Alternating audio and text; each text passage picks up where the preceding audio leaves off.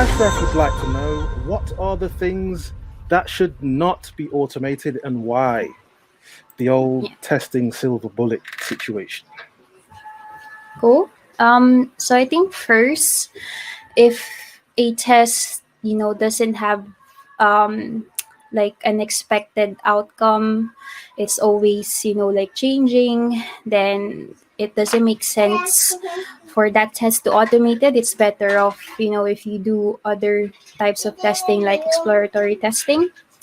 Another thing is, if something is always changing, if it's changing, like very frequent, then you don't want to automate that because there's a lot of like initial investment with test automation, so you don't want to keep changing that, because test automation is very expensive to implement at the start. So you need to make sure that you only automate things that are always sort of like constant, that they have the expected outcomes like all throughout.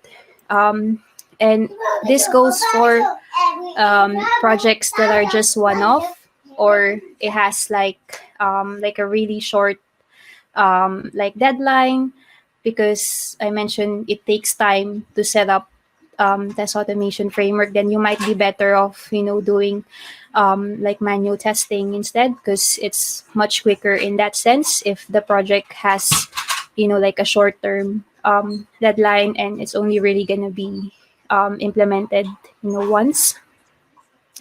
And things that need actual human interaction.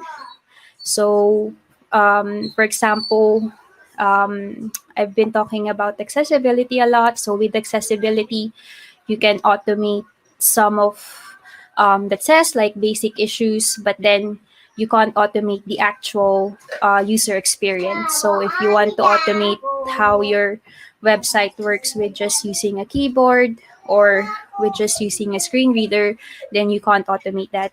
You need to have you need to do the actual testing yourself.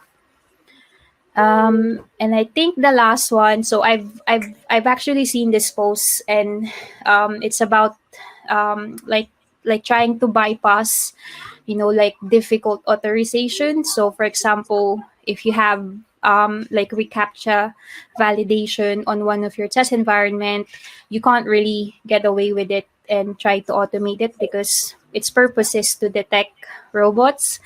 So don't force or don't spend a lot of time trying to automate it. Just maybe if you can disable it on your test environment, that's much better. But yeah, those are just the things that came on the top of my head. So hopefully that answered it.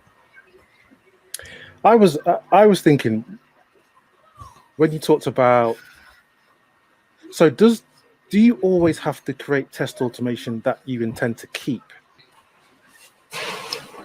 So in the Yeah. situation where the deadline is tight, is there still value in creating something that you're not too worried if you're going to keep it, but it will help you in the moment? Is that something that you've done before? Yeah, so I think, so if a project really has like a really tight deadline, and it's only gonna be for short term, I Hmm. wouldn't spend a lot of time in my test automation. Like maybe I'll automate the most high priority ones, like just make sure I have like a basic smoke test. Hmm. But I'm not gonna spend too much of my time and effort if I know that this is only gonna be for a one-off project, Okay. because you have to sort of like help the team find the bugs that you can as much as possible, rather than, I guess, writing a lot of the automated tests that isn't gonna be really maintained or isn't gonna be useful like when the project is finished. So you have to decide, I guess, where you're gonna provide the value the most. And to me, that's with actually exploring the application and reporting, or reporting as much as bugs as I can find, and let the Okay. team know. Awesome. Okay. Okay. Thank you very much for your question, Ashraf.